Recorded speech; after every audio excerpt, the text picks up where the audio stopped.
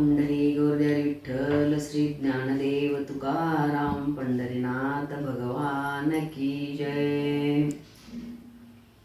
पंढरीची वारी आहे माझ्या घरी अनेक न करी तीर्थवर्त। आज असणारी काय आहे?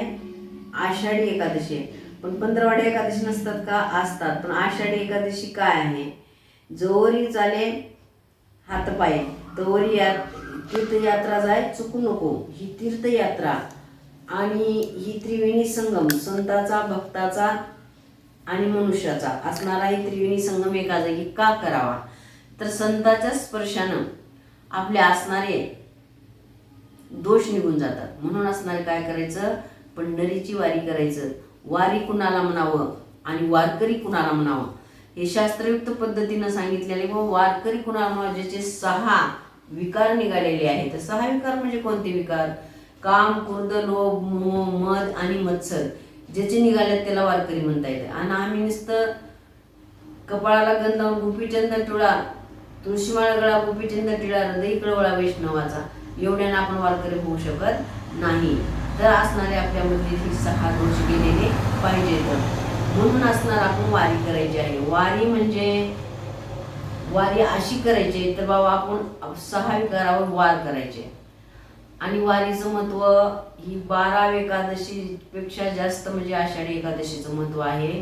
आणि ही पायी वारी असणारी आषाढी एकादशी आळंदी ते पंढरपूरची आलेली आहे। आणि या वारीचे संत अतिश्रेष्ठ आहेत आणि ह्या संतांसोबत चालत येणारे महात्मे सुद्धा श्रेष्ठ आहेत। असं असणारी आषाढी एकादशीचं उदाहरण झालं। पण खरं उदाहरण, खरं अध्यात्म काय आहे? एकादशी म्हणजे एकादशीचा अर्थ काय? गाढवानीचा राणी एकादश धरा हा एकादशीचा अर्थ नाही। तर एकादशी म्हणजे दशमी दिवस पासून असणारा उपवास चालू होतो। दशमी दिवशी एक टाइम जेवण, एकादशी दिवशी मेचकं फराळ आणि द्वादशी कधी सोडायची? तर सूर्य निघण्याच्या पहिलं सोडायचं। हे एकादशीचं महत्व। अशी एकादशी कोण कोण केलं? अंबिरीश राजाने केले, रुक्मांगद राजाने केला। अशा असणारे थोर भक्त होऊन गेलेले आहेत आणि ह्यांनी एकादशी केलेली आहे। एवढं करून सुद्धा एकादशी म्हणजे काय आहे? तर 10 इंद्रियाने 11 मने एकाग्रित करणं ह्याला एकादशी म्हणतात। आणि 10 इंद्रिय 11 मने एकाग्रित जर नाही झालं की एकादश केलं तर ती एकादश मानली जात नाही। कारण याचसाठी जप याचसाठी तप व्यासे अमूप ग्रंथ केले। कशासाठी? की बाबा आपलं सगळे इंद्रिय एकाग्र करण्यासाठी। मग एकाग्र इंद्रिय ज्याचे झाले तो वारकरी झाला, एकाग्र इंद्रिय ज्याचे झाले तो संत झाला, एकाग्र इंद्रिय ज्याचे झाले तो मुक्त झाला। आणि ही मुक्त होण्यासाठी असणारा आपणाला काय करावं? कधी अशी दशा येईल माझ्या अंगा चित्त झुरत असेल सांगा पांडुरंगा। तर अशी दशा माझ्या अंगाला कधी येईल म्हणून चित्त झुरावं आणि पांडुरंगाच्या भक्तीची ओढ लागावी। आणि पांडुरंग स्वरूप असणार आपल्यामध्ये जो श्रीकृष्ण पांडुरंग परमात्मा आहे आपल्या हृदयामध्ये, तर त्या हृदयामधल्या पांडुरंगाची ओळख करून घ्यावं। देहे पंढरी आत्मा पांडुरंग। तर देह ही असणारी आपली पंढरी आहे आणि आत्मा असणारा पांडुरंग आहे। तर तो आत्मा कोण कोण पाहिलेला आहे?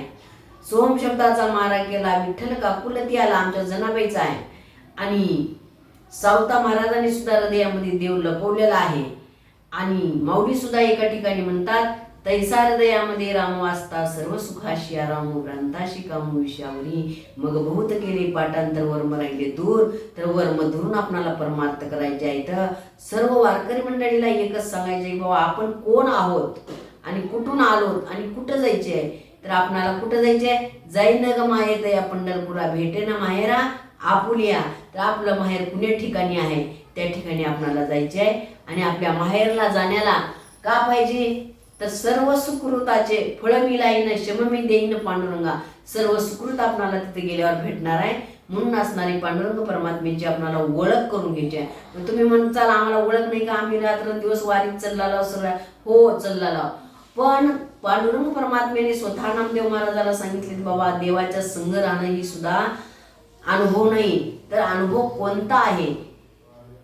तर 14 चक्र करून गोळा पूर्ण ब्रह्म पाहुणी डोळा नित्य ध्यानस्थ राशी समाधीशी पूर्ण ब्रह्म स्वरूपाशी आपल्या हृदयामधला देव पाहिल्याशिवाय आपल्याला पांडुरंग सुद्धा प्रसन्न होणार नाही.